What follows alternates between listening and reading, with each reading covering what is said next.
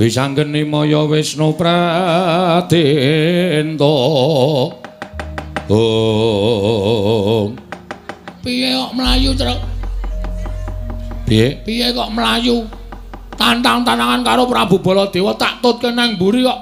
Prabu Baladewa ngidul kowe ngalor ki tenan ora sida gelut.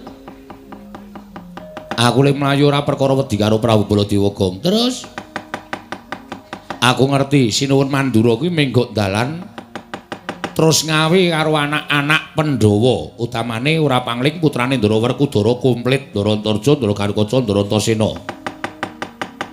Sumelanging atiku nek nganti perkara sing dumadi ning negara Ngamarta mau dikandhake beda karo kasunyatan, tegese dandang dikandhake kuntul, kuntul dikandhake dandang.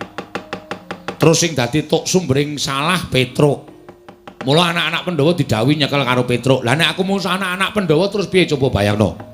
Kuwi mbiyen sing momong aku, sing gula wentah ya Petruk, bareng gedhe kok aku gelut karo bocah-bocah wingi sore ora ngisini-isini to. Nek wong gelut ki ora pandang umur, Truk. Meng wani apa ora? Terus nek kowe wani ya diajoni, nek kowe ora ya rasah mau rasa wani nantang Prabu Baladewa. Arep kono ngandhake anak-anak Pandhawa dianggep bae nek anak Pandhawa kuwi ngewangi Prabu Baladewa, tegese ngewangi tumindak sing ora prayoga. Ngono ya, Gong. Aning nek nganti aku musuh Raden Garukaca, musuh Ndara Antarja, Ndarantasena, aku jane gelem tumandang ning isin. Isin rasane iku. Dipresani piyai akeh ngene iki dalane Petruk ki tukang pomong ning wani utawa tegel karo bendarane, tegel karo bayi-bayi wingi sore. Mula apike ngene wae le. Piye? Mulih wae matur karo bapak. Piye? Mulih wae matur karo bapak. Kowe jane edan ning ra krasa, Truk. Edan ra krasa piye? Ngene tak omongi. Nek kowe karo aku mulih matur karo bapak, bapak iso nampa. Upamane kowe matur karo bapak. Pak, aku ora iso mboyong para Pandhawa. Pandhawa ora gelem diboyong ning Karang Kadempel merga pustaka Jamus Klimasada diasta Sinuwun Ndarawati. Bapak iki meneng wae ora kagol, ora nesu ora. Wong kowe ngerti to Semar ki piye watake. Ditatoni wong ora tau gelem bales. Digawe mangkel ora tau rasa mangkel. Ning atine bapak iki kebak petung. Kebak petung piye? Semar ming batin, Petruk. Anakku sing tak golo-golo dikongkon wong tuwa ora iso ngrampungi karya. Bapak mesem ning atine ora seneng, mula bapak ki jenenge Semar utawa Samar. Bapak ki nangis durung karuan atine sedih, bapak ki guyu durung karuan atine seneng. Ngono ya, Gong. Heeh. Aku terus kowe mulih. Kowe seneng wae nek DC wong sak desa Karang Kadempel. Petra nek pendak Idul Fitri njaluk fitrah. Kongkon bapakne ora iso ngrampungi kaya ngono wae glelenge ra jamak. Nek cara aku wong urip ning alam donya ki mbangane wirang wulung modar terus. Mbangane wirang luwung modar. Wah, wirang ki saiki nandang wirang sesuk setahun ilang ning nek dielingke karo tangga teparo isin meneh. Mula wirang ki ra bakal iso ilang. Mula mbangane nek cara aku mbangane wirang luwung modar. Ngono ya, Gong. Heeh. Aja mulih. Isin aku nek mulih. Nek kan mulih-mulih dhewe kono. Lah kowe nang kene arep ngopo? Aku sing arep nandingi anak-anak Pandhawa. Kowe nek omong kaya yak-yak ning jane kowe iki ora ana nyatane. Weh, aja dipadhake bengi iki. Bengi iki Bagong penuh konsekuensi. Waduh. Wis to, nek kowe ra wani aku sing maju. Nek sing maju anak-anak Pandhawa asik kate kabeh. Wani kowe, wani. Mungsuh Ndara Garukaca kecil kae ming sak anakku. Mungsuh Ndarantarja kae sak putuku. Mungsuh Ndarantasena, lah kuwi sing rada nyemelangi. Ning tetep aku wani. Ning sing nantang aku Gong. Ngene wae wah, jan kowe iki angel jak omongan. Kowe ketoke kaya kendel-kendel ning kraton mau. Prabu Baladewa mungsuh Petra metu Jawa. Bareng tekan kene imbas-imbis. Ora padha karo dek nang kraton. Terus piye-piye? Ngene. Engko nek ana sing tekan kene, takonono karepe apa? Nek takoni karepe arep nyengsarake kowe, delekke. Nek ora kena, kowe ngodho aku. Ngodhone piye? Aku tak tengok ning mburimu. Oh iya. Jawil, aku set langsung tak sikat kabeh. Kuwi ora ming lambi tok lho. Iki asli. Iki aku ngomong tenanan, Tru. Oh iya, tenan lho iki. Heeh. Nek ngono aku madhep mantep. Kudu madhep mantep. Ya wis. Kowe tengok mburiku ning ora lunga. Ora, wis aku nang mburimu. Kowe karo aku sebaya mukti, sebaya mati. Ya. Nek upama kowe engko diajar anak-anak Pandhawa mati piye, Gong? Mati tak ikhlaske. Asli, ngopo aku urip bendina ming dioyak-oyak bang plecet. Wong modare wis tru malah tentrem. Tur tumrap aku mati mbelani bapak ki mati syahid. Waduh. Ngerti kowe, ngerti. Mati utama, mati madya, mati nista. Kuwi perangane wong mati. Mati utama, mati disangkani saka mbelani bebener, mbelani wong tuwa, mbelani agama, bela negara ki mati utama. Kuwi ora bakal cememplung neraka ning langsung masuk swarga karo malaikat dikai kunci lawanging swarga. Mbukao dhewe, golek nggon sing sak penak-penakmu. Ngono ya. Mati madya disangkani saka lara. Wong arep mati saka lara ki perkara neraka apa swarga gumantung lelakone ning alam padang.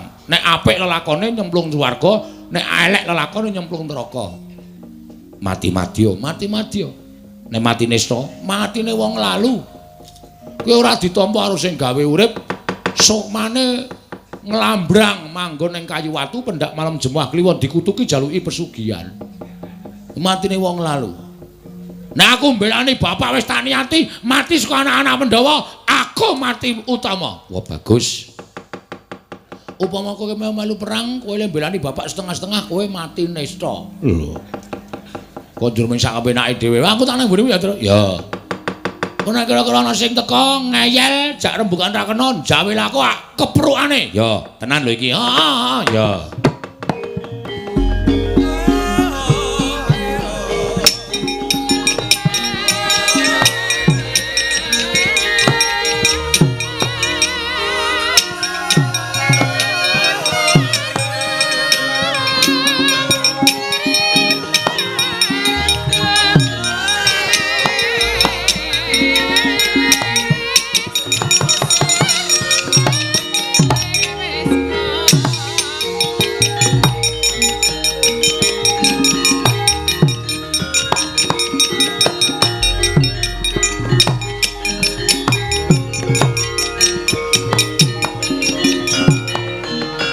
Tinututi lamun katututan lamun mangsa prawira digdaya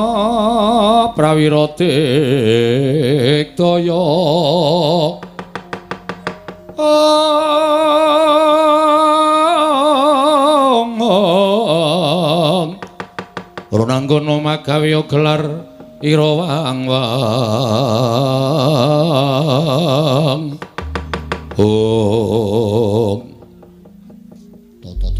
siap, santai wae.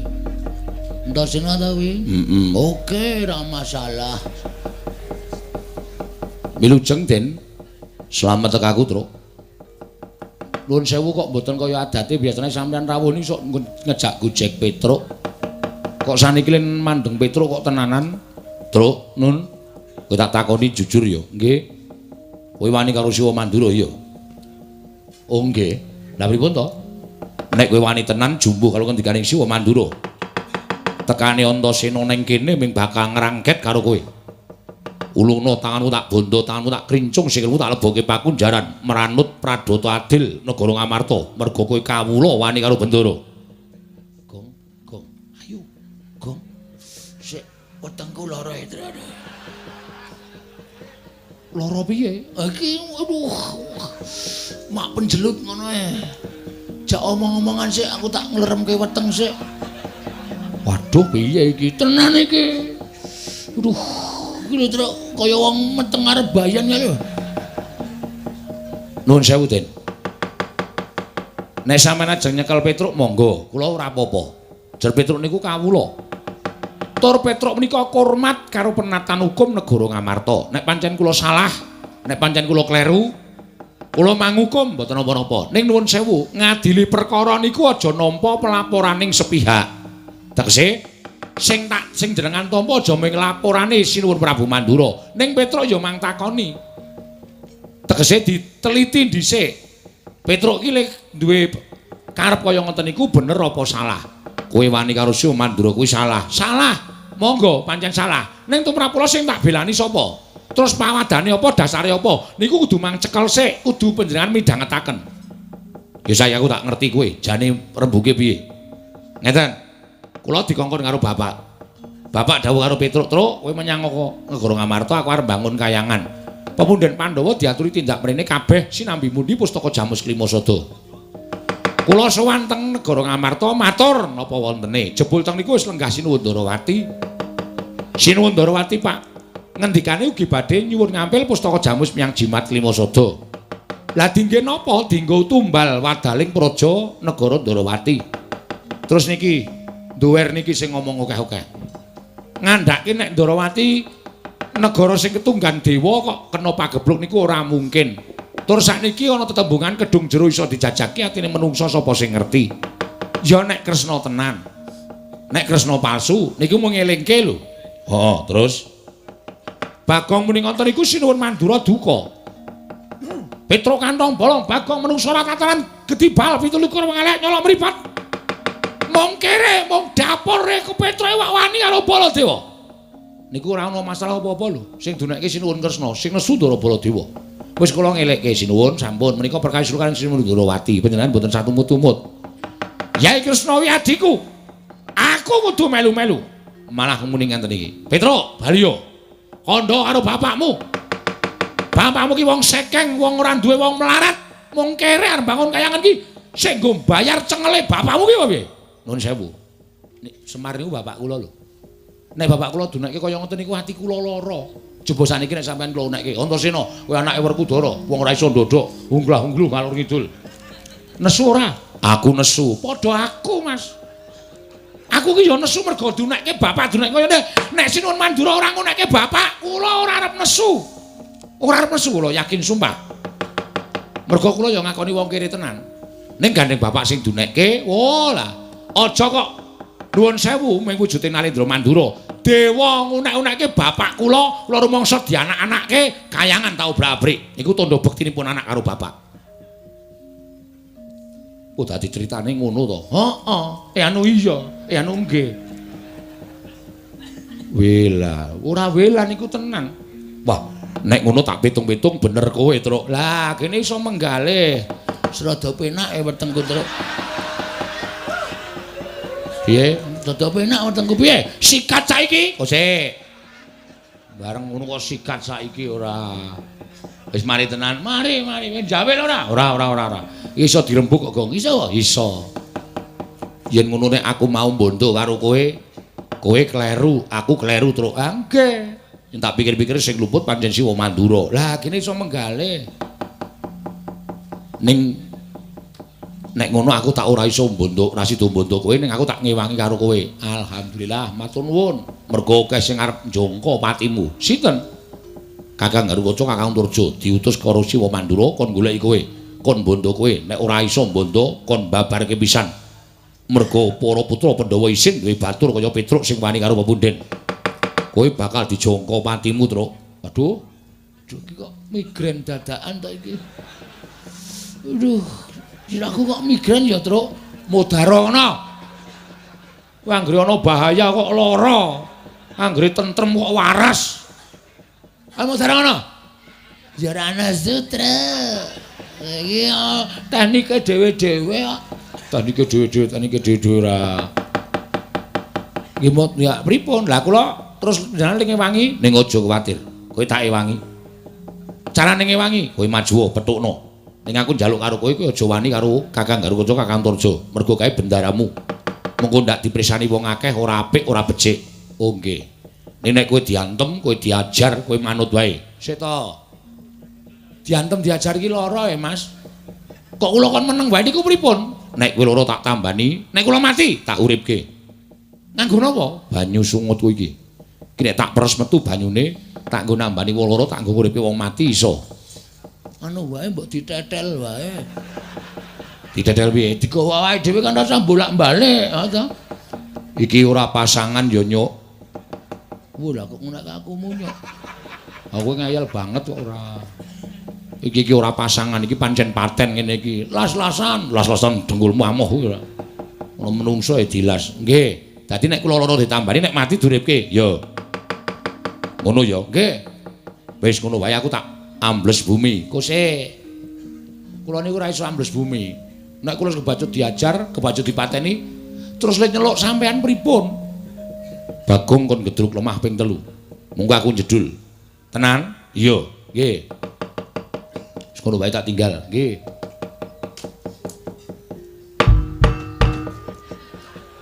Ngopo, Gom? Ming jajal kok. Oh, median ora. Angko nek di ngonoke ra metu. Ha iya. Ra rugi ta, Tru? Tiwas le ngono-ngono ping 3 ora metu. Ha iya. Ra rugi ha ta ming gembrobos tok. Ha iya. Ya bener pancen bener. Sing prayitna ngati-ati, Tru. Heeh, iki duwe kekuatan awak dhewe. Ha iya. Kowe lara mengko ditambani kowe mati mengko duripke. Engko nek aku mati kowe gedhuk lemah ping 3 lho, Dong. Oh ya nek ra lali. Oh tak ajar kowe. Kudu ora lali kok ndur nek ra lali. Karena wong kedurungan ina lali ya. Ngropo kok sing dienggo pawatan kok ina lali salah apes karo mati. Lah kalau ndoro karo kanca tekan kene lho. Lho, wah saka dhuwur, Gong. Wah, lah ngati-ati, Tru. Ya, aja entuk bales kowe, ya.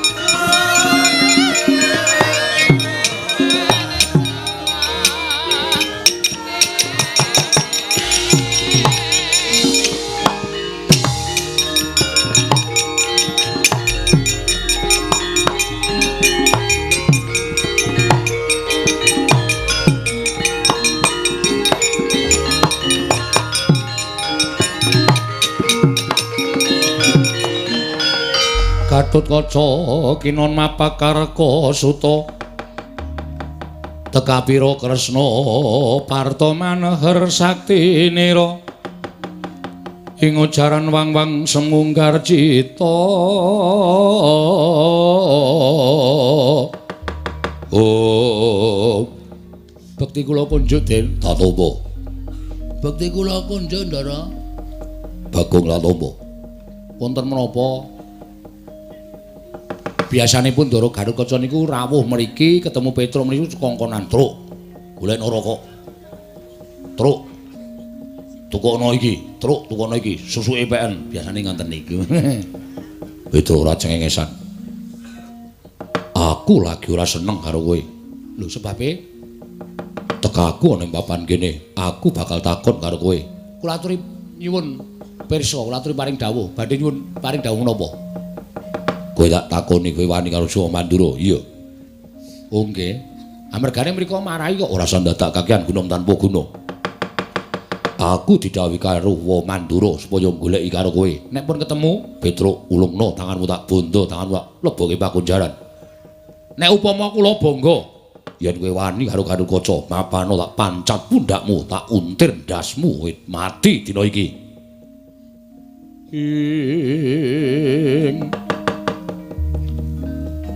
Palugon laguning lekas lukita linuting kidung kadung kadereng momong mak tratap kula Den tembung sampeyan sing pungkasan niku wau ati kula mak tratap Petruk mapalo tak pancat pundakmu tak gembol dasmu nuwun sewu Den niki sirahe wong tuwa aja kok sampeyan bapakmu mbiyen sik momong kula. Ndara Werkudara teng alas 15 taun ora metu saka bungkus kula tunggoni nganti kula pendak dira padu kalih bojo kula. Mung merga kula ngeboti nunggoni bapak sampeyan. Ndara Puntadewa sik momong ya aku, Ndara Janaka sik momong ya aku. Pepundhan-pepundhanmu bapak-bapakmu niku durung tau ngonekke Petruk ndasmu ngene niku durung tau. Lah kok sampean kok pengendikane kok cetha tur lenting. Mapano Petruk tak pancat pundhakmu tak gembol ndasmu. Nuwun sewu kula niku menungsa. Nek sampeyan ajeng nyekel karo Petruk mang cekel ora apa-apa. Ning ukarane sing penak. Sakit hatiku lho, Ndara. Sampeyan ketika kaya ngono ya atiku lho kaya ngono. Kata sampeyan kula omong seprana, seprene kula niku ora tau njaluk napa-napa, kula ora tau njaluk undakan duit. Ora tau njaluk undakan gaji blas. Niat kula mung mligi nindakaken kewajiban. Sesuk satriya sing kula omong niku dadi satriya sing utama. Lah kok saniki kok pakecapane kok elek.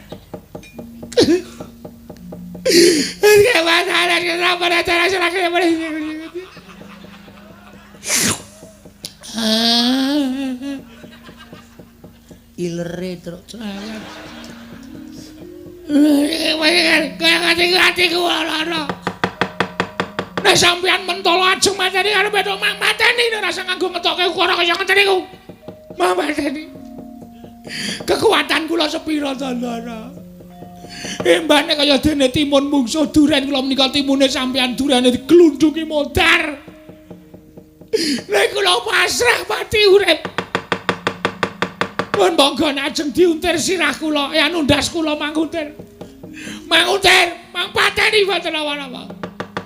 Ning apa terus rampung perkarane sampeyan pateni kare kula, sing ora trima pirang-pirang. Kejaba sampeyan arep didukani Ndara-ndara Pandhawa. Didukani bapak sampeyan. Upama Petruk tekan ning pati tenan, nyawane Petruk tekan swarga mesti dipethuk karo mbahmu Prabu Pandhu Dewayana. Lho, Petruk, sukmamu kok tekan kene kok kowe wis mati? Nggih sinuwun. Mergane ngopo? Batrene entek. Sing mateni kowe sapa Petruk? Wayah panjenengan sapa? Putrane Ndara Werkudara naminipun Ndara Gatotkaca. Kula dindas-ndaske sirah kula diuntir. Gatotkaca Prabu Pandhu ora wani karo Petruk. Kok putune wani sengsara karo Petruk nyengsarake karo Petruk. Petruk aku tak mudhun ning jagat tak goleki putuku. Aku dhewe yang bakal ngukum putuku Panakawan Petruk. Ya.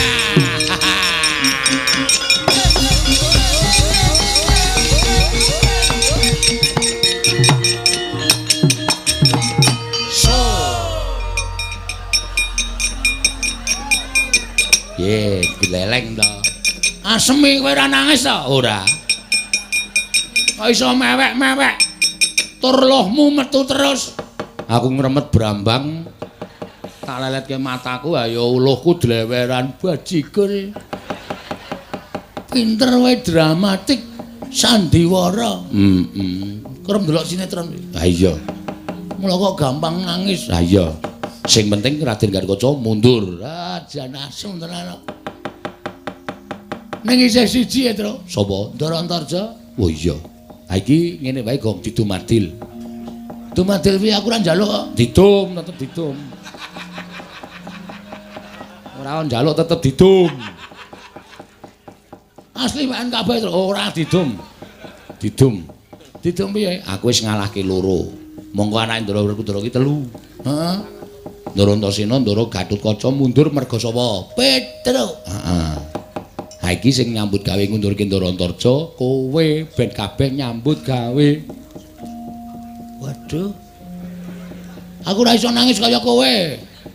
Aku ki anakku mlebu rumah sakit aku nanggap dangdut. Dapure ora. Asale aku ki wong ora iso sedih terus kanggo bahagia. Ya sak karepmu, piye carane sak karepmu. Ning sing penting Ndara Antarja mundur. Kuwi sak karepmu. Wis ngono ya. Aku tak ngaso gentenan men adil. Dadi kok nek matur karo bapak, Pak, Ndara Gatotkaca mundur, Ndara Antasena mundur. Terus kowe gedhe omong, Pak, Ndara Antarja kalah karo aku. Wah, bapak bom-bom. Ya nek aku mulih. Nek aku modar, kowe ki takon pinter, takon menang ora takon modar. Wis ngono wae, tak ngaso aku. Tru. Ndara Antarja ki ampuh. Ampuh. Karo Ndara Gatotkaca, ya ampuh Ndara Antarja ki sing barep kok. Ndara Antarja ki nek muni nesu, telapakane wong didilat karo dheke modar. Waduh, tak gurukane sik, Tru. Ha iya tenan kuwi aku ora goro. Heeh. Aku kok entuk sing bahaya ta, Tru? Ora perkara entuk sing bahaya, ning tetep dido, ngono ya. Ning piye caramu supaya kowe menang? Eling, arep kowe mati, Ndara Antasena mbantu. Engko aku tak ngedruk lemah ping 3, Ndara Antasena jedul kowe mati dileleti banyu sungut kowe urip meneh. Wah iya, Ning. Ha iya. Ngaso, Tru? Ya. Golek nggon sing ya ndak ireng awake. Ya. Jajan sisan, Tru. Ha iya. Aku dingengehi ya. Wah, musuh jajan dhewe-dhewe ora. Mau kaya njaluk sangu karo Ndara Pandhawa, ora ngekeki do cethil-cethil. Wis pokoke kudu tak adepi iki ae. Piye meneh karang ya tanggung jawab kowe. Ndara Antarja tekan kene. Ngopo rene? Goleki Petruk. Bres ngono rampung. Men aku ora iso nangis kaya Petra e. Aku ki wong ora tau iso nangis. Uripku tak gawe bungah, uripku tak gawe seneng kon sedih. Wis tak truk. Nang kono wae ya. Heeh. Engko nek Antarja kalah tak kabari. Oh iya. Engko nek aku mati ngedruk lemah ping 3. Nek ra lali. Tak bandem boto ndasmu lho, Tru. Ora kasar ngono kok, Tru. Aku iki ngedeg-degi ae. Ora nek lali tak ngedruk lemah. Engko nek ping 4, berarti ra metu Ndara Antasena. Pelinge ping 3 kok ping 4 ku jenengane tanduk. Ra ngono kae kancane. Heeh. Wis dinteni kene, dinteni kono wae, Gong. Heeh.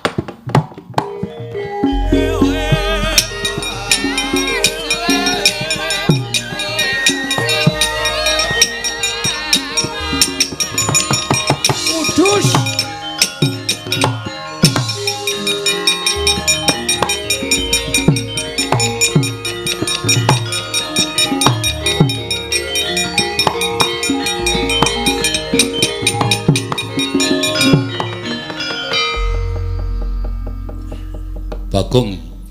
Heeh, anu iya, anu nggih. Ndara Wangsareja, Wangsa dengkulmu mlocot. Antarja kok jedul saking jeron bumi goleki Petruk. Nun, goleki Petruk. Oh, tenan kok Petruk iki ngayal kok. Tru, sing goleki iki kowe. Aku tak leren ya le, tak dupak lambemu lho. Omong nek aku ora ana, Petruk wis bali apa piye terserah. Sing penting alasane aku ora ana ben kowe iso mungsuh Ndara Antarja. Oh iya. Ngono ya? Petruk mboten wonten. Kowe mbudheke aku apa piye? Kowe ning kono mau rembugan karo Petruk aku krungu. Wah, Truk. Krungu e wonge. Ora ana wong tak palu sirahe ora. Muni nek nggawa radio ngono.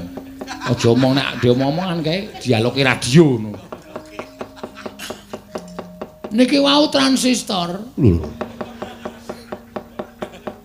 Transistor ki apa? Radio. Oh, dadi udu Petruk dudu. Sampeyan mriki ajeng napa? Goleki Petruk. Napa ketemu? Ata pateni. Wah, mbok goleki wae saklare. Ming kari nyekleke rak modar. Ora tak bandem saka kene ora.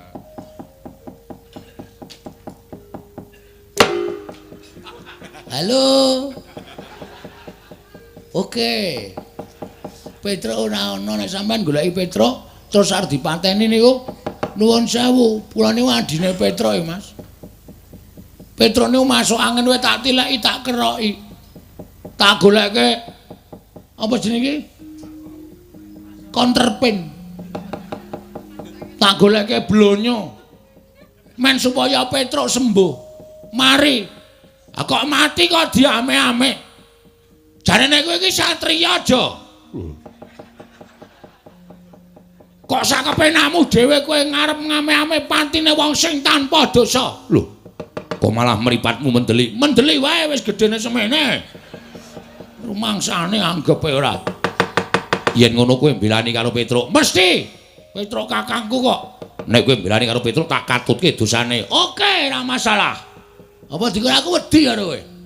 rumangsamu semangkean yen mudhar mbok men. Lho, malah malangkrik ning ngarepe Antarja. Malangkrik wae tangan-tanganku dhewe kok welewel. Wani karo aku, sing tak wedeni apamu? Ora minggat bidhi amblek dadamu. Kowe wis tegel tenan karo aku. Hah? Kowe arep bidhi aku tegel tenan. Jo, ono paran. Kowe ngerti aku anake sapa? Lho, anake Semar. Semar iki sapa kowe ngerti? Kae panjalmaning dewa. Sang Hyang Ismanta. Ngawur. Weh, sapa ya? Truk. Bapake Sang Hyang sapa? Ismaya. Waduh, aku kleru muni Ismanta e. Ismanta rak tukang cukur kidulmu kae. Kae Sang Hyang Ismaya. Kae Bathara Ismaya, kakangne Bathara Guru. Aku dadi kowe arep mateni karo Bagong ki apa Bagong gampang mati wae. Gampang mati ya? Muni ora ketap-ketip kowe. Aku ki meneng-meneng ya dikanteni pusaka karo bapak diwenehi Aji Jaya Kawijayan. Ming aku ora entuk pamer, karo bapak. Bagong kowe tak nehi Aji Jaya Kawijayan ning aja pamer, aja ngandhake karo wong-wong. Iki tak gunakake nek wis kowe kepepet. Ha iki saat ini aku betul-betul kepepet. Aku kudu ngetokke Aji Jaya Kawijayanku. Ayo Tokno. Aku ora wedi musuh Aji Jaya Kawijayanmu. Oke. Sawangan Antarja. Telapakanku iki. Tontonen sing kanthi permati. Iki nang nganti telapakanku wis nganti murup abang. Tak tebak jajamu ora jebol tekan geger. Aja diundang Bagong. Ayo coba tak tontone. Ya, sawangan. Sawangan. Ayo. Wis abang urung? Urung ana owahan apa-apa. Lho. Entek apa ya baterene? Sawangan iki. Sawangan. Iki nek nganti abang tenan aku ora guyon, Antarja. Nek nganti iki abang tenan, iki tak demekke dadamu, ora usah tak tuthuke. Tak demekke. Ngono. Kowe mati, jantungmu mandeg sakal. Bela ora wedi. Iki lho deloken. Iki tak dumokke dadamu mati sakal kowe. Ora iso bali nang kasatriyan Jangkar Bumi. Lho. Kok isih gleleng kowe? Nang ngono perlu tak coba apa piye, Jo? Aja dianggep sepele tenan, Bagong. Hah? Iki sawangan iki. Iki nang nganti abang tenan. Kita demake dadamu kowe mati sirna Margalayu. Lho. Mesti ora wedi kowe. Nek pancen kowe ora wedi, tak coba tenan kowe Antarja Barat.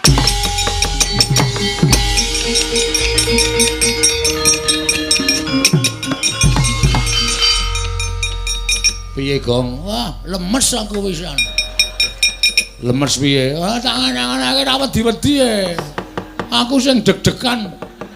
Saya cedak tak pamer iki nek wis abang ora wedi, tak cedhaki meneh. Iki nek wis abang ora wedi. Aku ya ngati-ati kok nek Antarja ngerti buet ngono. Modar aku. Lah kowe omong apa? Aku ya mung ngapusi. Ngapusi piye? Aku dikai aji-aji karo Semar. Semar iki Sang Hyang Ismanta. Ismaya. Iki nek tak gunakake nek wis kepepet. Sawangan telapakanku. Kowe ngono kuwi. Kowe nek nang kene mesti ngono. Maida mula kowe ra ono aku wani ngapusi. Ki nek tekone diadamu jebol tekan geger, mendonong wonge. Ora wedi, ora. Tak cedhaki neh. Sawangan tenan to. Iki lho aku. Tak demot diadamu jebol kowe. Terus sing terakhir bengok seru aku. Kowe ora ora aku. Kowe ora mau jebol jajamu. Melayu. Kok wedi ya? Paling mambu ababku paling. Nek le wedi ki ora aku bar mangan batang terus. Batang cengelmu ki ora. Nek dile mlayu iki apa? Ngeleng ki apa? Oh. Tak uyuane ya? Aja. Nek metu kaya jangkrik kae ora kaya. Blubuk dengkulmu ora. Lho Gong kae sapa kae? Kok joget-joget endi? Kae apa? Lho, Patih Mandura kae. Sapa? Pragota. Nek kae rasa dikasihani, Tru. Heeh. Nek ora nyekelak dhewe diajar wong loro, dajar wong loro.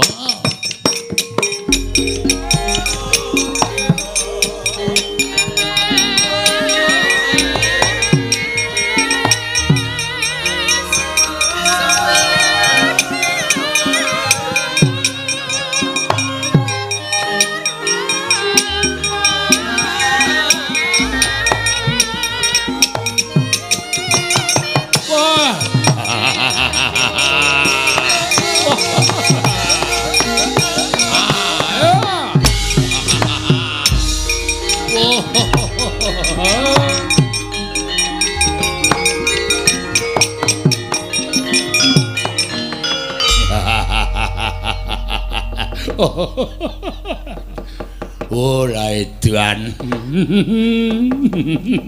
Aku didhawuhi kok Sinuwun Prabu Baladewa kon nyekel Petruk wetengku wis guyu dhisik. Iki ana Patih arep kewirangan. Ora bareng tekan kene tenan aku nyawang Petruk rupane kaya iso lho ana wong kok kaya ngono. Irunge dawane raja wae iso nggung nyengget pelem. Sing mburi matane kaya nduk ceplokan.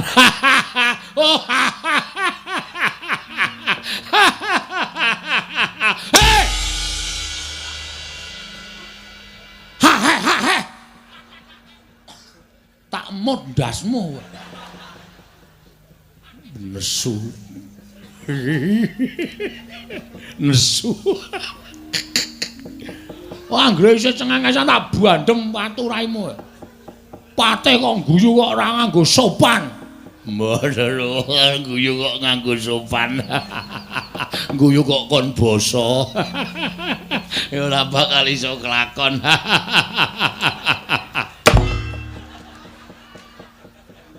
Kok balang apa ya? Sandal. Sandale sapa? Sandale Wiyaga Ben. Ilang siji mbok Ben. Nuwun sewu Ndara Gusti Patih. Ya, Petruk nggih. Tindak mriki ajeng napa? Diutus Sinuwun Prabu Mandura. Ken kon nyekel kowe. Lha niku ora salah ora luput ajeng dicekel. Butuhe kowe manut apa ora manut? Kowe njaluk lara model piye tak pinangkani. Njaluk mati cara piye tak pinangkani Petruk kowe. Lah nuwun sewu nek sampean ajeng ngejak gojek karo Petruk. Awi, mumpung urung metu kringete. Lo tak grungek kringet sisan gelut karo Ndara Pragota. Wah, cencang jenggot kroncal. Cencang tampar gantung cengelmu kowe. Gong, gantung kok cengel. Men ngono ae siat lho. Ya, ayo wi maju ri. Wah, mutar tening awak.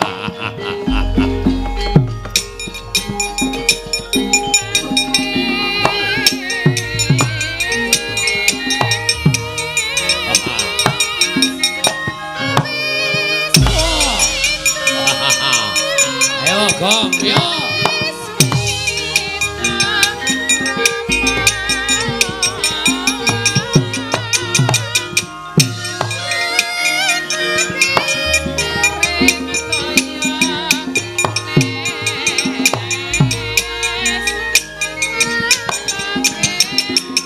Oh,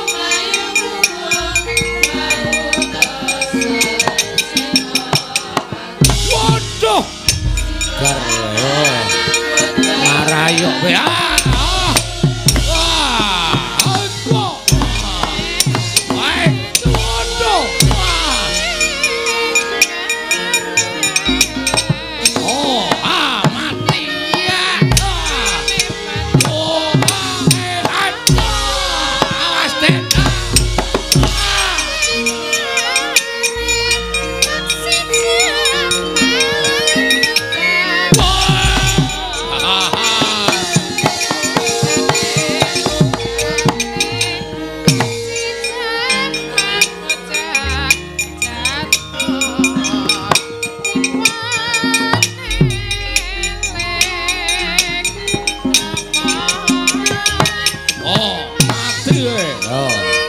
Yo. Ah. Oh.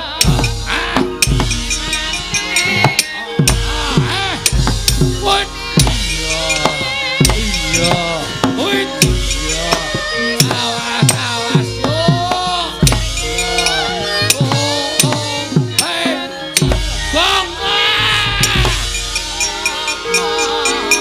Modar we. Aduh.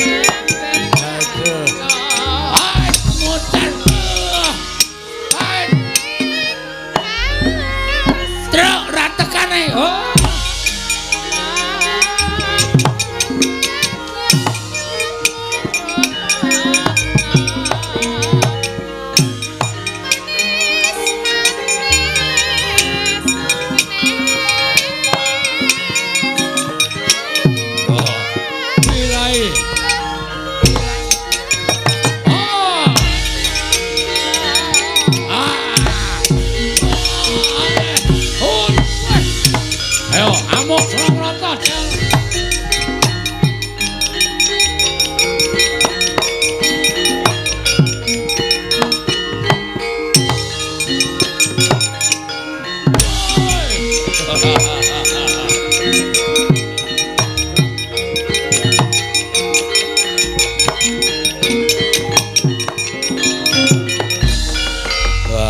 Nyun ngapunten sinuwun. Praguta tiba. Nggih. Ngapa tiba? Lah wong panjenengan ya dawuh kenen mejahi Petra kula Budidaya maju wonten ing pabaratan. Petra gelut kalih kula. Kowe patih kok nganti kalah karo Panakawan? Oh, mboten perkara patih kalih Panakawan, pancen perkara niku ya ampuh tenan. Nyatane kula antem mboten dirasake bareng kula dibuales buyer sirah kula. Mundur. Nggih. Nyun ngapunten, nyun ngapunten, nyun ngapunten. Ngedian. Patih kok pekok. Mungsuh Petra kok kalah. Panakawan. Saya ngino Maranata Mandura Prabu Baladewa. Petra kowe ngias-ngiani dadane Nata Mandura Prabu Baladewa ora minggat saka negara Ngamarta. Greten nenggala jeblok ketemu barang.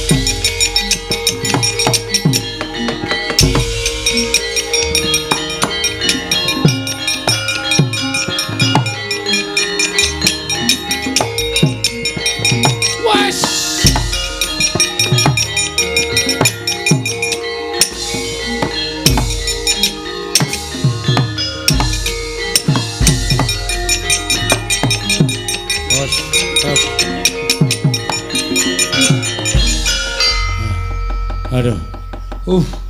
Wah. Bareng Sinuwun Mandura nggawa nenggala. Petra Kanombala ora minggat suara manungsa glandang negara. Mak biar. Murup. Waduh. Waduh. Bagong modar iki. Waduh. Aku kok yo lali nek ngejak Bagong to. Mongko cakahe nek mlayu pupune gathuk.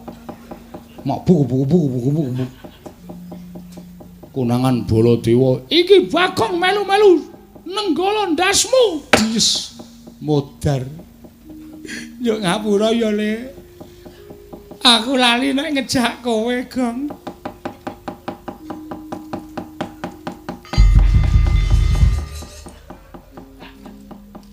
Kok iso tekan kene, Gong? Ngojek. Wah. Wae keterlaluan Atra. Dumeh mlayu banter terus aku ora tok blas ora tok karohke untung ana ojek langsung tak cengklak. Mas tututi wong sing dhuwur kae, Mas. Aku dilalake aku nyengklak ra ngematke montore. Oh, Yamaha 75. Meng suarane tok sing banter mlakune 20. Nganti diselip Baladewa. Oh to. Wah, wis kacau aku. Akhire ya tekan kene. Ayo mulai yo nek ra mulai mati tenan awake dhewe. Kowe nek mati duripke Darantasena, wis ora usah mikir Darantasena. Darantasena iki ya iso lho ngapusi. Tak wangi truk mlebu bumi terus dheke bali terus nang omah guyu.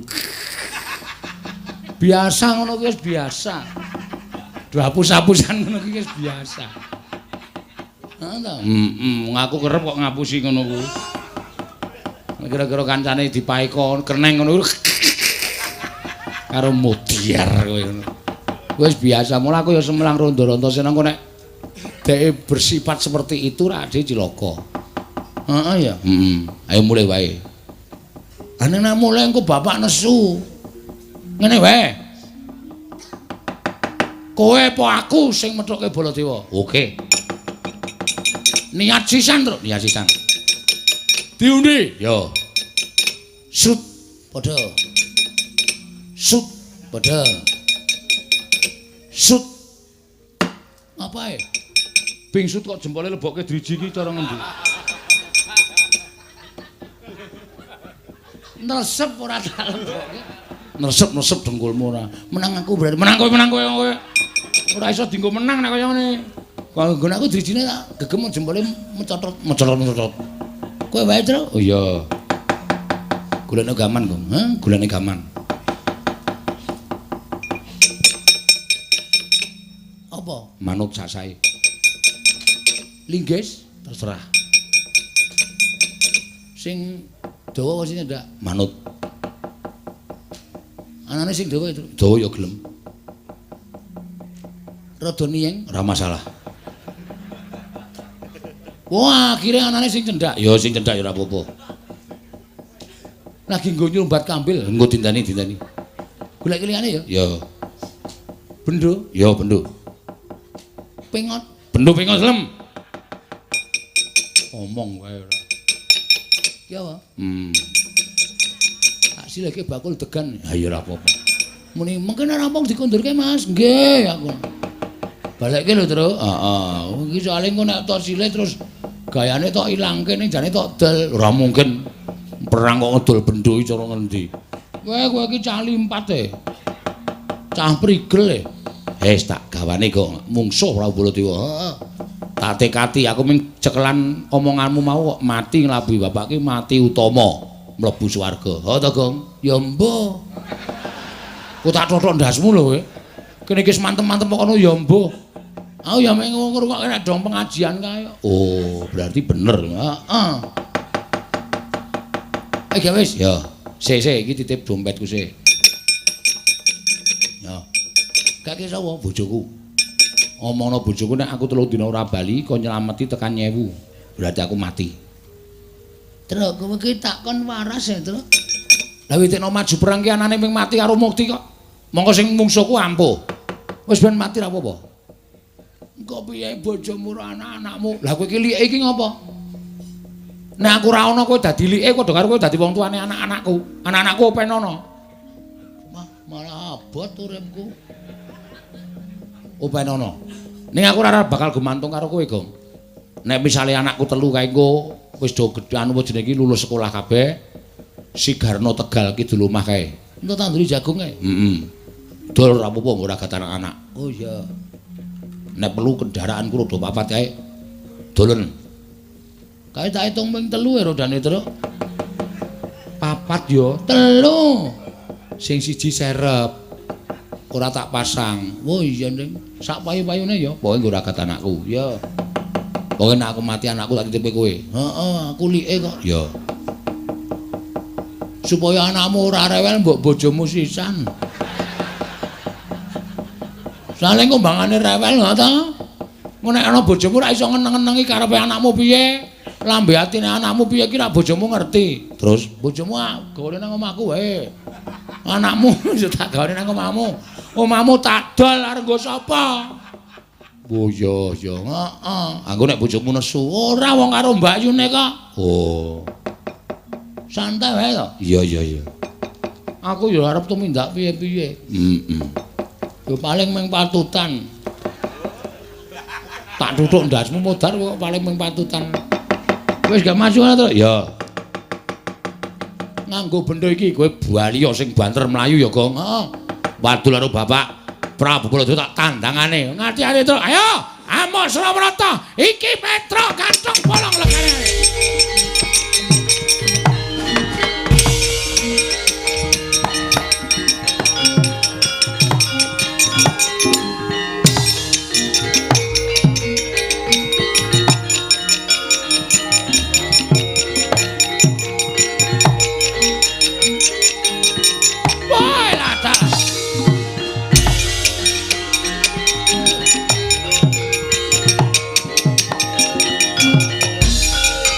panuswaning jajaran iblis menungso ora tatanan.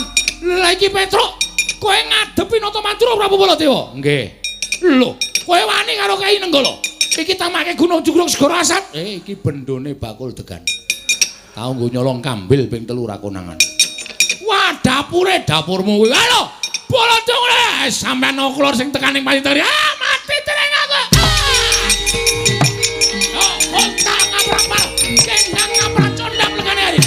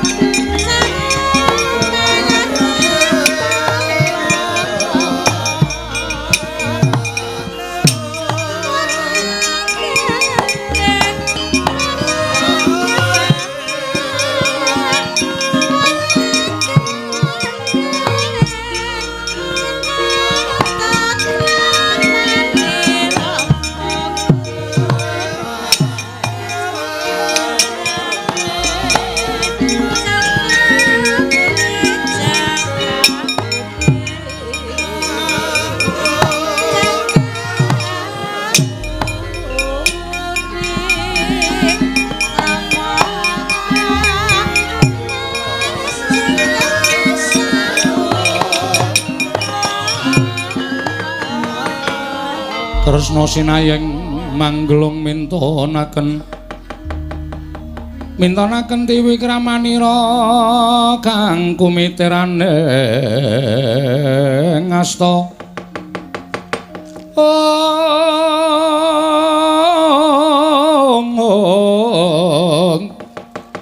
kang kumiteraning asta aning asta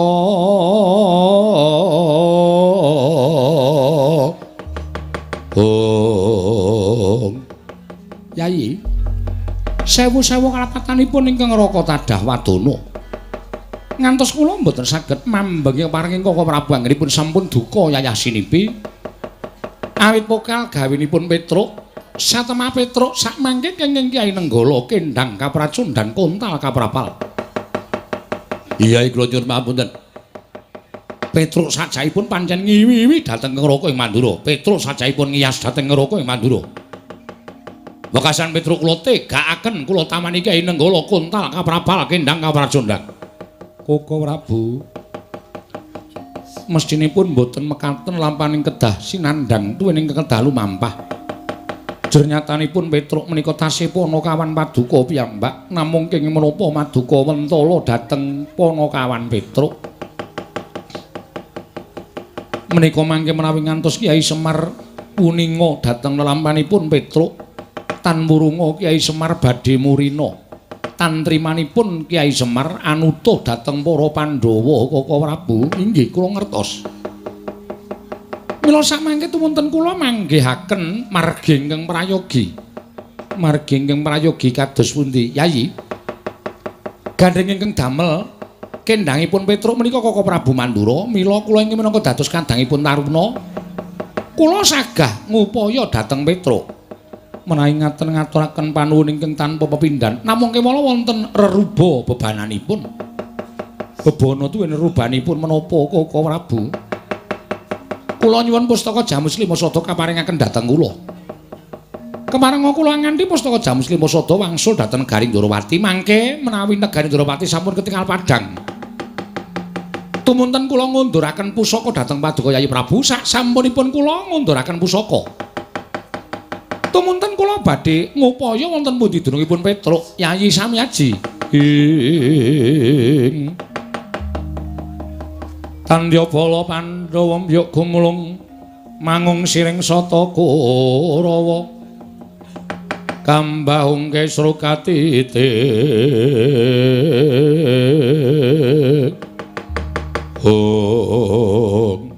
Koko Prabu menapa ing Paduka dawuhaken menika menapa kepara saestu Yayi mboten wonten jamak limanipun kula wantun matur ujar lelamisen. Menapa ing kula aturaken menika kandhas dumugi ning batos Koko Prabu Mandura ing dados paseksen mangke menawi kula sampun saged maluyakaken negaring Ndorowati tumunten kula ngunduraken pusaka sartanipun kula ngupaya dhateng Petruk. Koko Prabu menawi tetula mekaten kula namung jumurung ndederek Paduka Kanjeng Koko Prabu. Pustaka kula aturi nampi. Monggo Koko Prabu kula aturi nampi Koko Prabu. Sih Kresna. Apa aku ora dikeparengake bali marang Mandura? Koko Prabu. Kinarya tanggel jawabipun ingkang rayi Paduka lenggah rumil wonten negaring Ngamarta. Mangke menawi kula sampun ngunduraken pusaka lan manggihaken Petruk tumuli Paduka kula kanthi kondur dhateng negari Mandura. Ngono. Inggih. Ya. Aku mengkari manut. Lenggah prayogi rumiyin kula tak damel sranana waliyipun negari Ndorowati. Ya, Kresna sakarepmu. Monggo Yayi kula aturi maringaken. Monggo Koko Prabu kula aturi nampi Koko Prabu.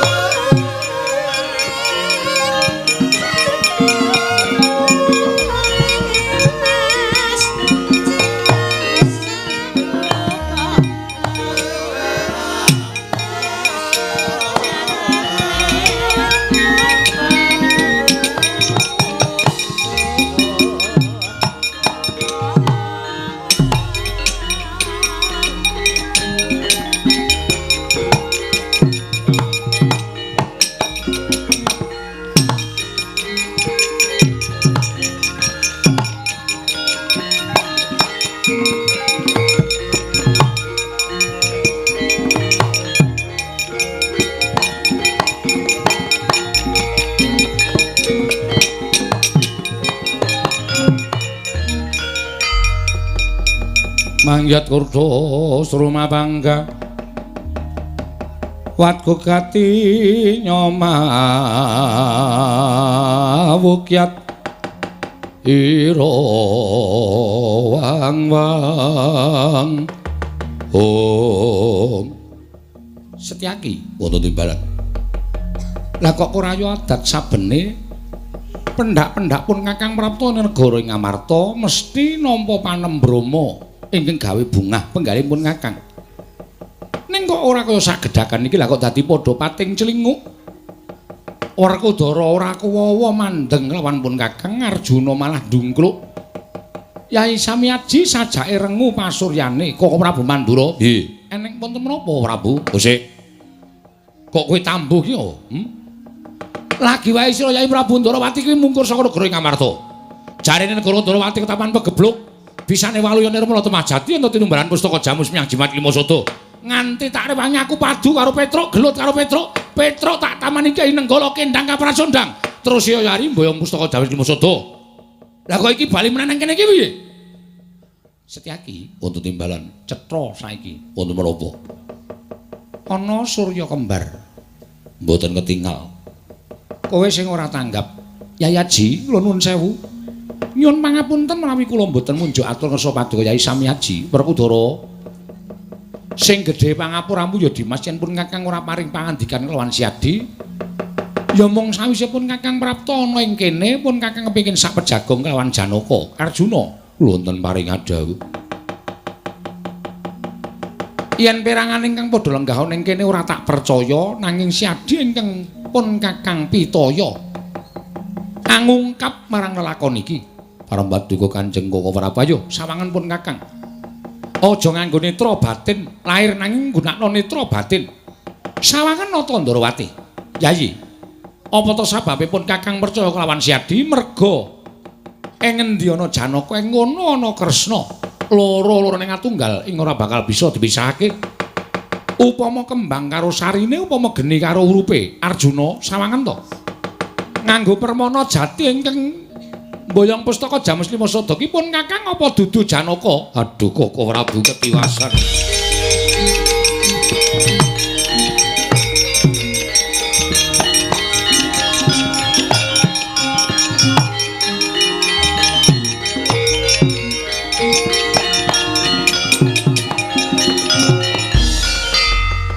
Mboten kinten babar pisan. Bilih negari Ngamarta kedatengan mengsah ingkang memba Koko Prabu. Telik Mangindrajala ingkang dusta pustaka Jamus Miang Jimat kelima Sada Koko Prabu kula nyuwun pengayoman. Werkudara, nggih. Dudu caping pun Kakang nang ngaturi adimu panengah ing Madukara Si Janaka. Ingkang ngandhakake ingkang mboyong pustaka Jamus Lima Sada kuwi dudu pun Kakang Koko Prabu Pandura. Nggih. Ingkang mboyong pustaka Jamus Lima Sada sanes ing ngrayi ora. Wah, la iki mau sapa? Monggo persis banget karo Yayi Prabu Ndarawati. Sak solah bawane wae ora beda. Nganti pun Kakang percaya nderekake marang menungsa mau Prabu Negara Ngamarta. Kaya aja gawe-gawe Kresna. Mboten Koko Prabu nyatanipun ngados mekaten. Yayaji, kula nyuwun pangapunten paduka sampun salah anggenipun maringaken pustaka Jamus Lima Sada dhateng panjalmaning mengsah ingkang memba ingkang Raka ing Ndarawati, Yayi Samiyaji.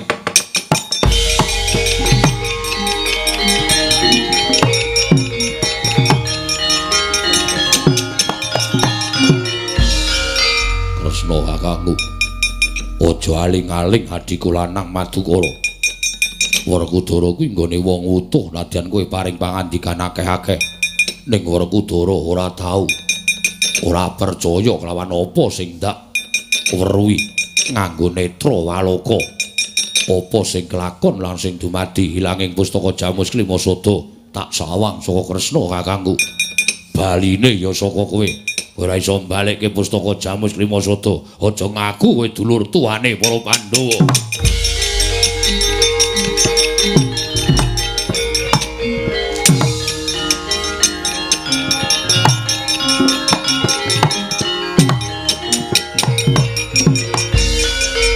Pikir-pikir Werkudara ki bener. Nadyan wong mloha apa anane? Wong wutuh kaya Werkudara nanging ucape sarwa bener. Tak sawang cetha aku lenggah ning mburimu sing nampa pustaka Jamus Lima Sada kuwi Kresna. Nek kowe muni ora dasarmu apa memperkara Janaka ngandhakake yen kowe ora mbayar pustaka Jamus Lima Sada. Kowe iso mbalekke pustaka apa ora? Ora iso mbalekke pustaka, kowe mirang-mirangke nata mandura Prabu Baladewa. Aku ora sudi ngaku kadang taruna karo kowe Kresna.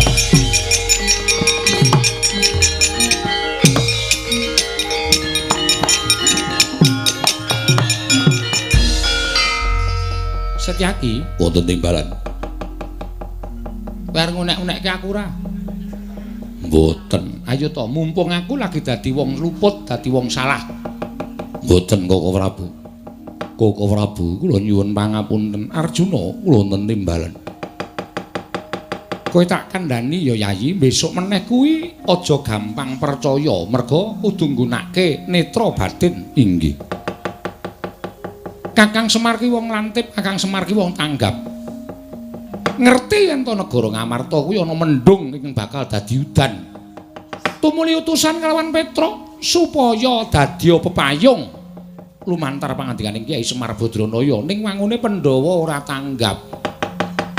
Mendung wis dadi udan, wis dadi banjir ing nganempuh negara Ngamarta. Koko Prabu kula rumaos lepat. Mula Semar ki aja nduk sawang nganggo netra waloka. Semar guyu ki durung karuan bungah, Semar nangis ki durung karuan sedih. Mekaten Koko Prabu. Kepareng paduka kados pundi? Ayo sowan ing Karaka Dempel.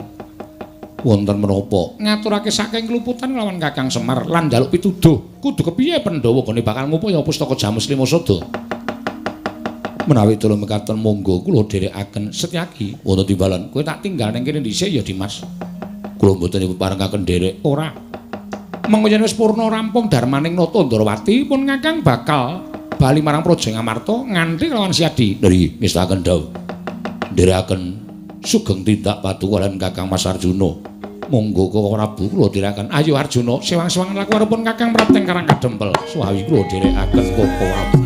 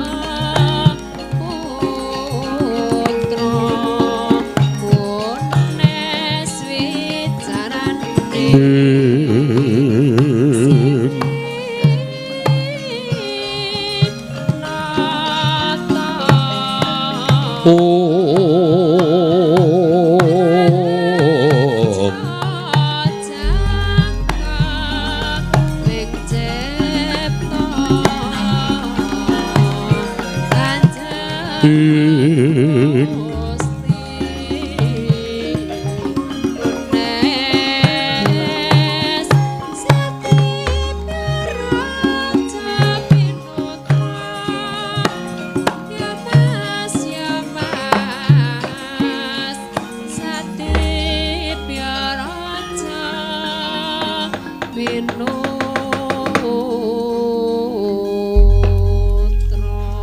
miat langening kalanggiwan gelar pandhan muncar tinon lir kekonang surem sorotetan badang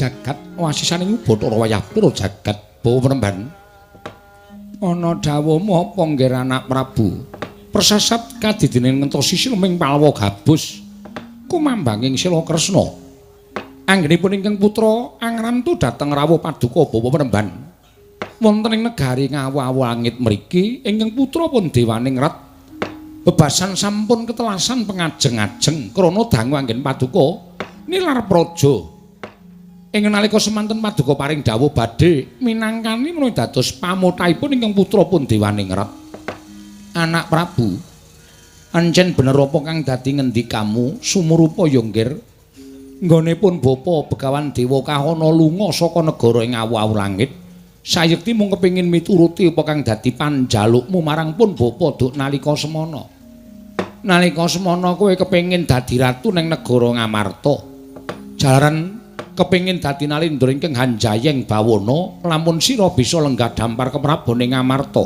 sumurupa nggir dina samengko apa kang dadi gegayuhamu mau bakal kasembadan liripun kados pundi paduka paring dawuh mekaten mara gage presanana ingkang ndak asta iki aran pustaka jamus miang jimat kelima sada iki pusakaning wong Pandhawa Pandhawa kuwi bisa digdaya, Pandhawa bisa kuncara krana kanggonan pustaka jamus miang jimat kelima sada. Monggo dina samengko pusaka wis ndak asta. Ing ateges Pandhawa wis ora bakal duwe kekuatan. Nadyan nggonku boyong pusaka kanthi sarana rada licik ya kuwi Membanata Ndarawati. Nanging keng wigati pusaka iso tak boyong. Iki kinarya senjata nggonmu bakal mbondo marang para Pandhawa. Yen Pandhawa iso mbok bondo kowe lenggah dampar negara Ngamarta ora ana ingkang nyarusiku kulup dewaning rat bumi gonjang kanjeng langit kelap-lapaton lir kincanging risang mawe gandrung ing waduh Penemban ngaturaken panuwun ingkang tanpa pepindhan ing mekaten kaselak nata ing raos ingkang tan bangkit pinambeng daya-daya kula kepengin sanget enggal prapteng wonten ing tapel wates negari Ngamarta menawi sampun dumugi wonten ing mriku tumuli kula badhe nantang dhateng para Pandhawa menawi Pandhawa saged kula pikut kasembadan penjangka kula lenggah dampar keprabone Ngamarta besok kapan nggonmu bakal budal marang negara Ngamarta dinten menika ugi pate wonten dawuh ketapna para wadyabala segelar papan derek marang tindak ingsun bedah negara Ngamarta ih ngestaken dawuh pangkatipun benjang menapa ora ketang sambung bara celok lintang mangkat to dina iki pate lho nggih ngestaken dawuh kepareng kula nyuwun pamit madhal paselan sinuwun Buta Pandha tata kati wis raya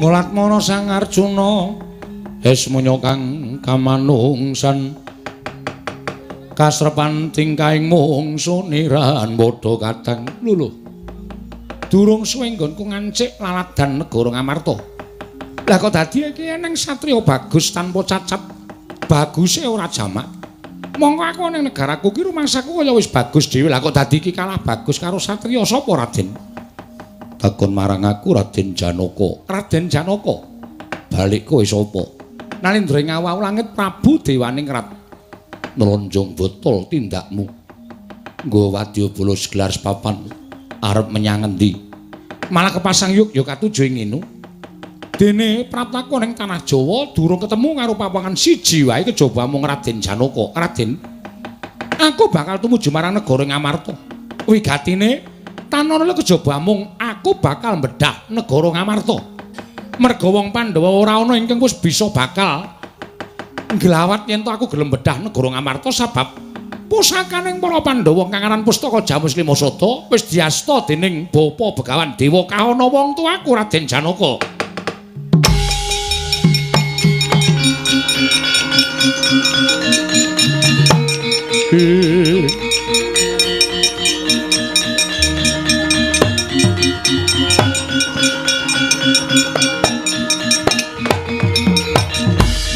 Kunjang ganjing langit kelap-lapaton lir kincanging risang mawe gandrung Prabu Dewaning Rat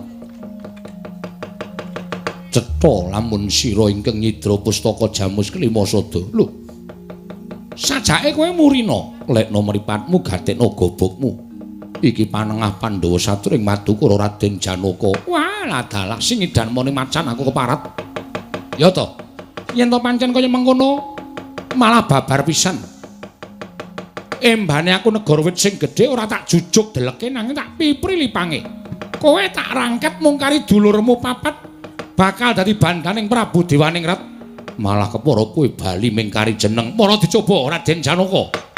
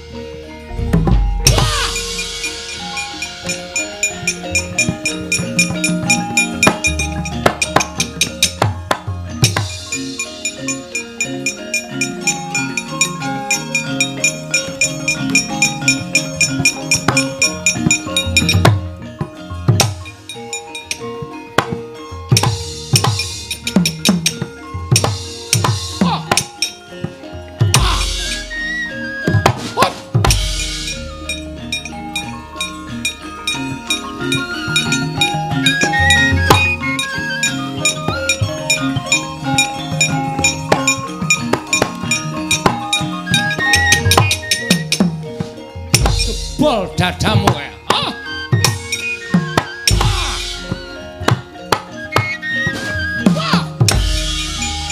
Ayo.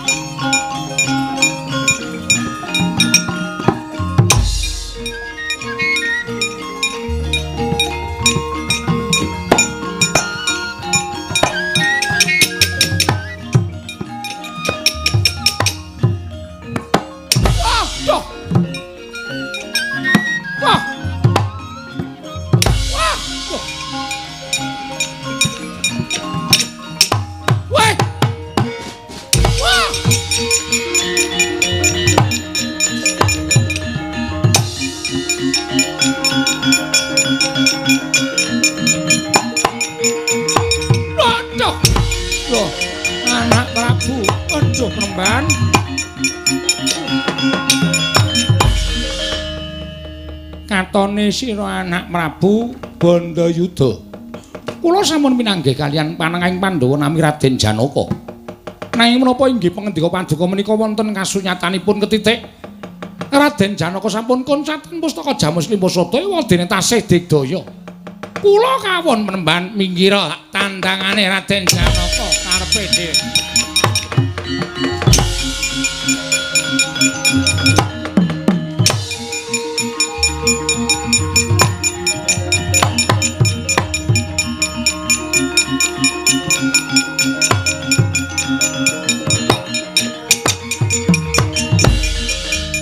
Raden Janaka pendhita tuwa sapa?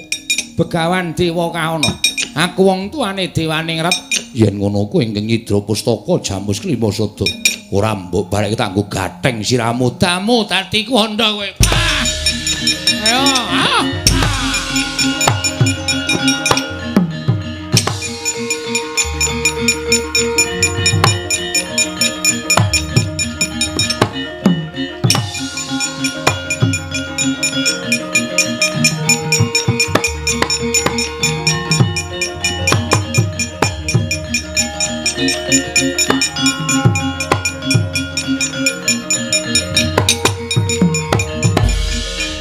Arjuna nglonten paring adhawuh Kaka Prabu. Ya gene Yayi. Kula sampun saged manggihaken pustaka Jamus Klimasada. Lho. Yen ngono Siadi wis entuk pusaka. Namung kemawon pusaka cinidra dening satunggiling pandhita saka kendi? Saking negari ngawu-awu langit. Naminipun Dewa Kahana. Kok ora mbok rebut? Kula sampun budidaya parandene kawon Kaka Prabu. Lho. Kowe kalah. Inggih kawon, ora pati ndugamana. Pendhitane kaya ngapa Janaka?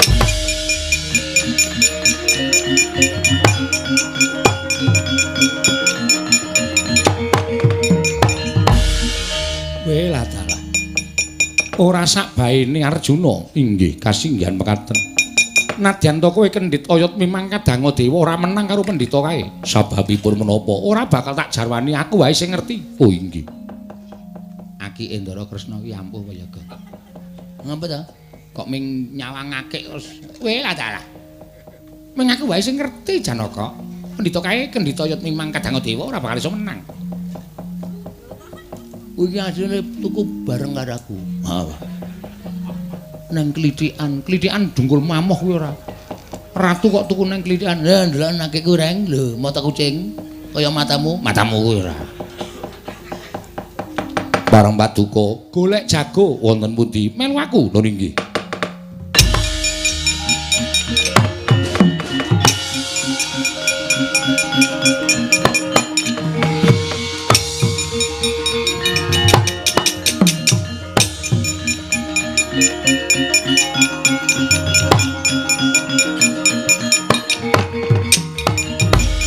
Mangsuli kandha ngajeng nalika semanten ki Lurah Petruk kanthong bol ingkang kenging Kyai Nenggala kontal kaprapal kendang kaprajundang dawah wonten satengahing wana kagiat Lurah Petruk kanthong bolong wau.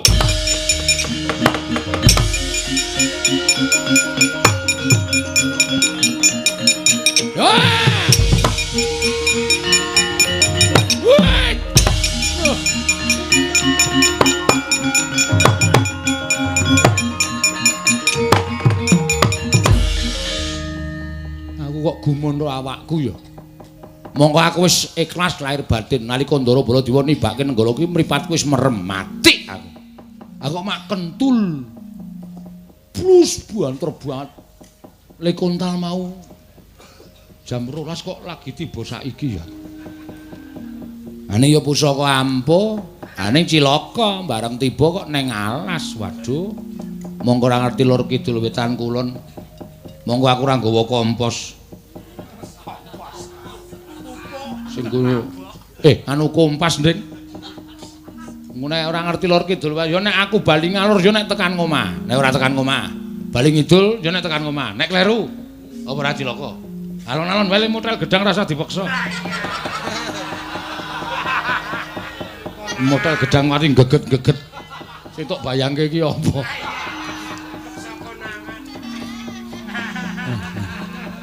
Cilaka. Wah. Monggo aku kaya ngene iki mbelani karo bapak. Aku ngene iki mbelani karo karepane Bapak Semar. Semar sing ora goleki aku. Bagong tak peseni tak titipi dompet dinake bojoku mesti ya dinake tenan omong nek Petruk mudar ngono cah edan iki kae. Nek cilaka iki arep urip piye iki? Aku nemong nang tengah alas kene iki nek nganti ku ana macan. Teko grek nang mburiku kletak sirahku klethuk mudhar. Kok ya sia-sia temen ta uripku iki jan. Wis ben lah. Upama Petruk mati ning alas kene tak ikhlaski. Petruk ora mati ya muga-muga iso bali.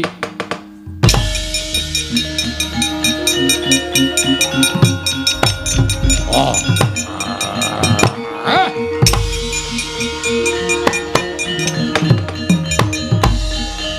Ngandel ora ngalaske nggon demit, nggon setan, apa iki sing disebut gendruwo ya.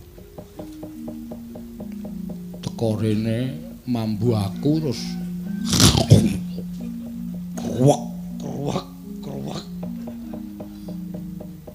glegeken bar mangan. Petro, lho, kok kenal aku? Sampeyan sinten kok ngerti kula? Apa kowe lali karo aku, Petro? Lah dalah. Yen kowe lali karo aku kebangetan temen, mongko mbiyen uripmu kowe melu aku. Ampun gawe-gawe. Saniki akeh wong apus-apus e.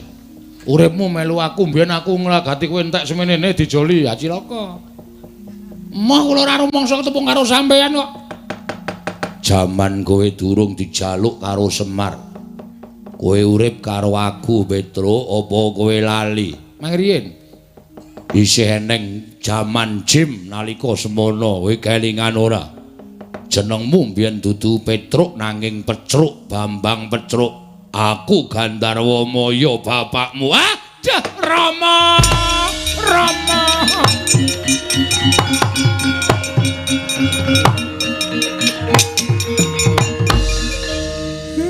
Bapak. Mboten nginten bapak pisan jenengan Jim Solantara. Iya. Wah, kok isih seger. Aku saiki urip neng kayangan. Lha. Dadi apa? Dadi dewa. Lah kok mbok kula digawa, kula melu Semar mengkere terus. Pestine dhewe-dhewe Petruk nggih. Teng kayangan ngastana apa? Aku dadi tukang resik taman. Walah ming Pak Bon iki kok gleleng. Ning dewa ya ming Pak Bon. Petruk wonten dawuh eneng apa? Jare dewa kok dadak takon. Dewa niku ngerti karo atine Petruk, ngerti karo atine Titah. Kowe sedih mergo pisah karo wong tuamu, mergo mbelani bapakmu Semar. Pustaka Jamus Kliwasada ilang. Nggih. Petruk aja kuwatir. Kowe tak gawe supaya iso gawe tentrem negara Ngamarta lan bisa ngleksanakake apa kang dadi gegayuhane bapakmu. Carane tengah ngalas kaya ana sendang jenenge Sendang Malih Warna. Aja wujud Petruk gantiya, aja wujud Petruk sakaremu arep wujud apa. Oke.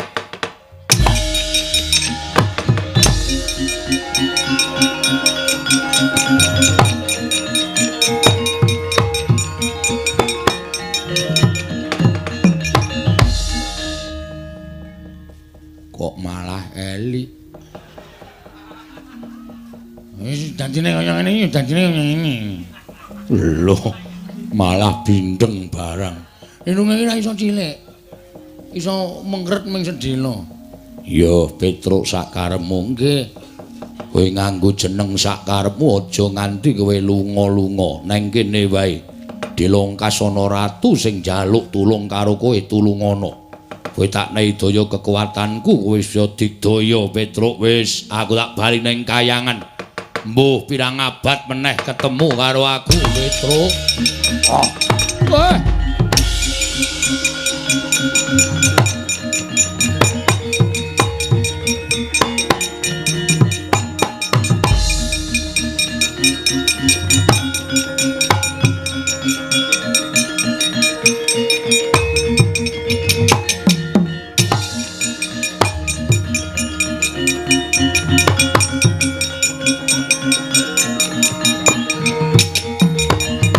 Kunjang gancing langit kelap-lapaton lir kincanging risang mawe gandrung Arjuna paring adhawu jroning mlaku ning tengah ngalas lha kok iki ana swijining pendhita kok sandhangane ting srembong engko ge bakul obat dudu Bagong kudu bakul obat iki biasane nyandange ngonten iku batu mau obat tinggi batu roek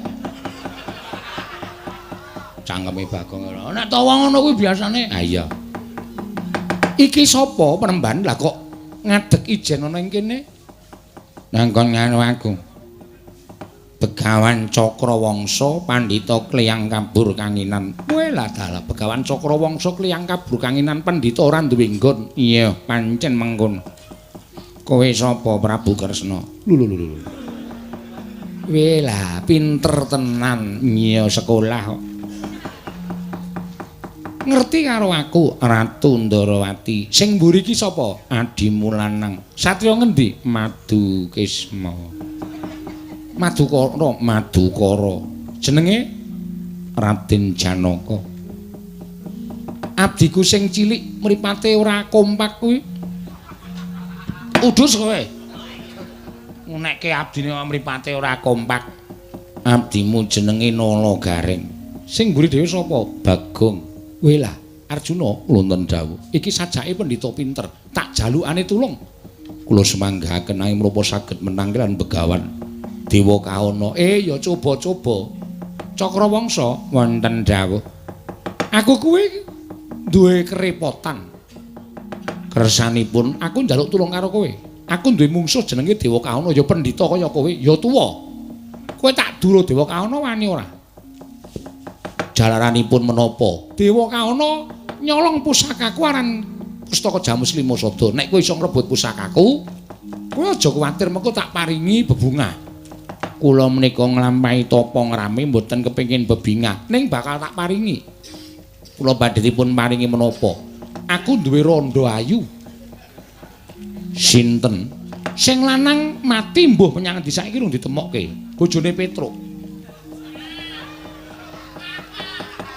Engko wong wadon randha ayu mau peken, anake openana, omahe Petruk pekarangane peken kabeh. Asem. Ikhlas lahir batin. Ora ikhlas sebab apa? Tenan tak meneki kowe. Kula aturi lenggah, kula ingkang badhe nglabrak Dewa Kaana sini.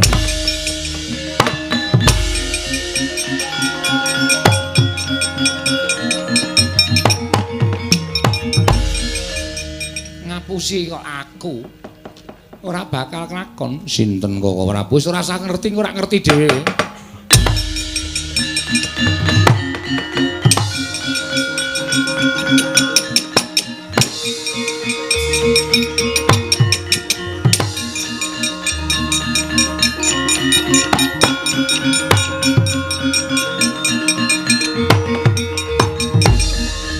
Dewa Kaana kowe ngrebut pusaka negara Ngamarta sarana licik.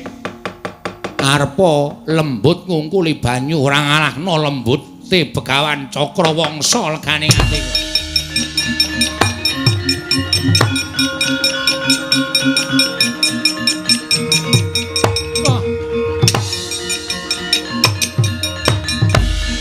Anak Prabu kok doko-doko nang kene ngopo? Kula nika bingung mremban. Pendak-pendak kula majeng, kula kawon kaliyan tiyang Pandhawa, kula mundur. Tuwun nyuwun pitulunganipun Penemban. Panjenengan majeng, kula maju malih kula kawon, mriki malih. Kula menika namung bolak-balik mboten kanten-kantenan. Lah keparengi anak Prabu, mbok pusaka Jamus Lima Sada kula betane. Pandhawa kajenge sami kawon kaliyan kula. Nyonya, tampanana cah bagus.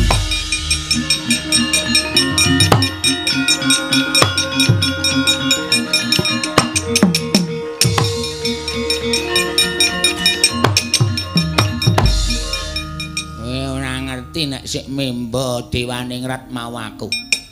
Iki srayaning wong Pandhawa. Iki lho, nya. Kecekel aku meneh. Nek kowe wong pinter ayo rebuten reganing atiku. Olah setan alas diambusi aku.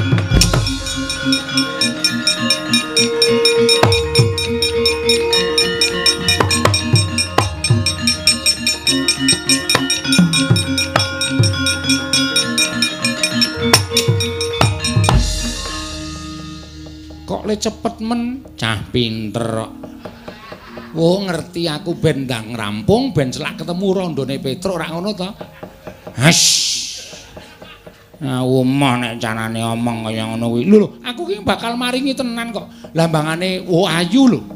Ayu bojone Petruk kuwi. Marahi senengane.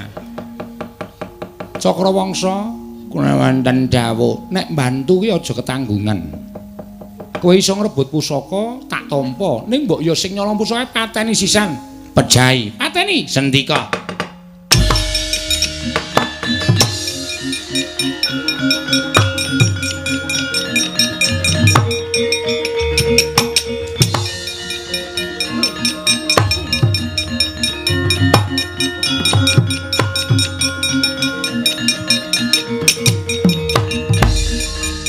Pendhita ya raine abang iso iki.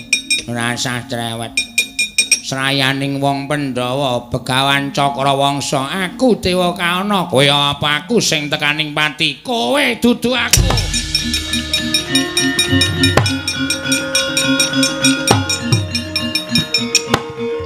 Ayo. Kekuatanmu sepira mati aku.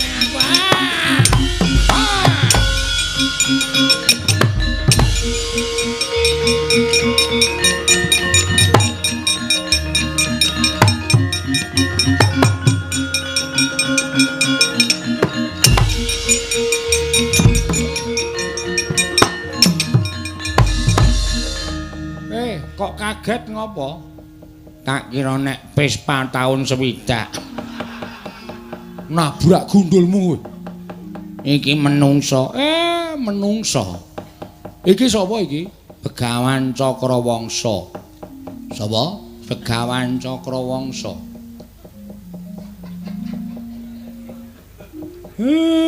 Syukur kowe ijik urip. Ngapa kak muni ijik urip?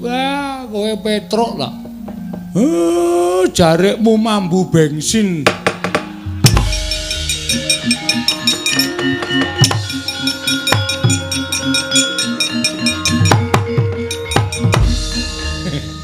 Cara mbiyen banget lho Pak. Iya. Isih tak obani aja kuwi. Jarike mambu bensin. Heeh, Pak. Kowe kok tiba ngapa? Gelut karo sing nyolong pusaka. Pusaka piye? Wis iso kundur ning negara Ngamarta diasta Siwundarawati. Syukur-syukur. Sing nyolong pusaka sapa? Jenenge Dewa Kahana, Pak. Wah, ampuh. Kekuatane ngedapi-dapi. Minggir. Minggir. Heeh. Nek aku sing mungsuhe ora bakal rampung-rampung perkarane.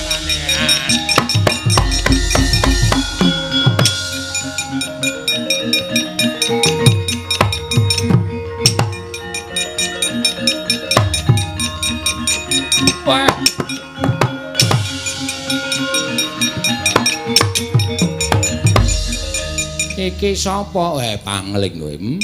Pangling kowe. Dumeh nganggo sandangan liya pangling kowe. Iya. Iki aku durung tepung. Karepmu ni durung tepung karepmu ning aku tepung karo kowe. Aku sapa? Kowe Dewa Kahana. Iya, aku pendhita ngawu-awu langit. Kowe iki dewaning panggoda pangrencana Durga kowe. Ayo. Ati.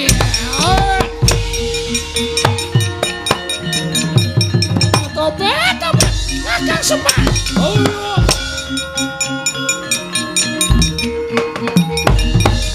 Kapok ora kowe? Tobat. Kapok Kakang, kapok. Kapok. Mumpung adem. Lumayan. Tobat. Kadene gigriseni ora apa, ngekepok drijine uwik-uwik. Kowe ngopo kowe? Ya matusaken tedha baju barat pendak-pendak goleke pangan baju barat sing tok angkah kok Pandhawa. Ayo bali. Inggih Kakang, inggih. Ora bali titenono. Kowe ganggu gawe dulurku sing do lenggah ning krajan mrigas kene aja takon dosa. Konangan aku ak kembala geni sak anak bojomu. Nyuwun pamit Kyai Semar, nyuwun pamit.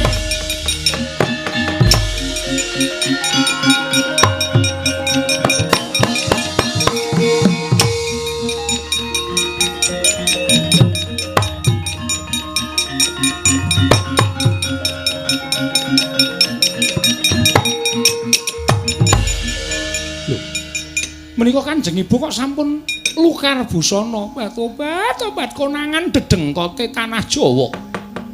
Kakang Semar Badranaya Dewasrani bali wae Dewasrani pangane kewirangan cah bagus.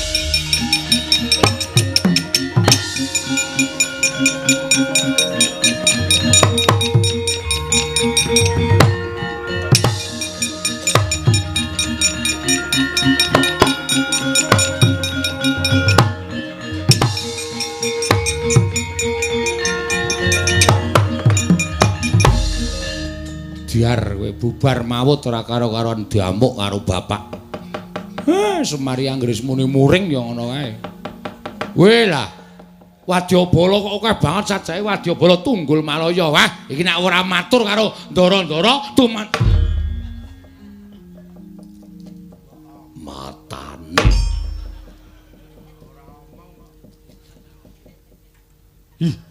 Kapok ora kowe. Kapok ora kowe. Enten apa? Mata diculek dhewe. Matane ora diajar dhewe tuman. Mangsane ora. Iya ini barang kok merem. Omeng kurang tayungane kok dadak ditanjak-tanjakke lho. Wadyabala Tunggul Malaya. Ngunekke wong siji ning wong pirang-pirang sing kena. Nggih. Wah, isa-isane diresiki Den Untadewa kakangku tedhak ning Karang Kadempel. Syukur mugi-mugi kesempatan penjangkane Bapak. Yo, Petruk.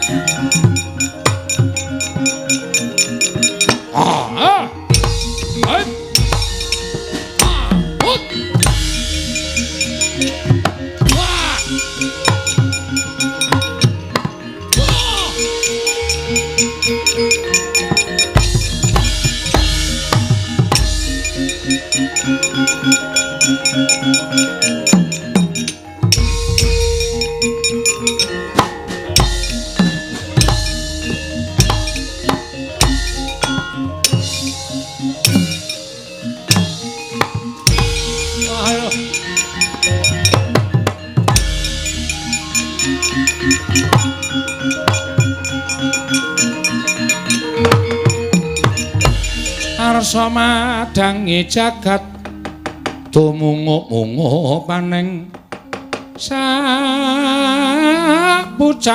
wukir marebak bangsu mirat keneng soroting surya mega lan gunung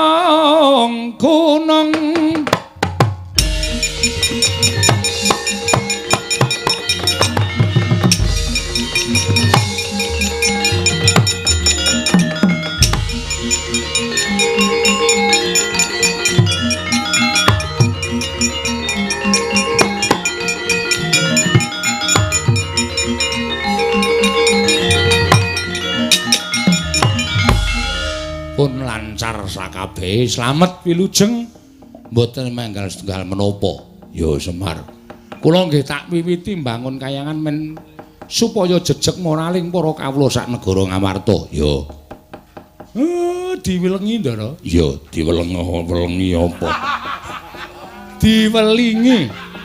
Mula nek omong sing bener diwelengi. Diwelingi kok diwelengi. Kon ngedalke golek supaya isa do ngerti golek ana jroning crita sewengi kala wau ingkang awon dipun bucal ingkang sae dipun pendhet. Ya Semar.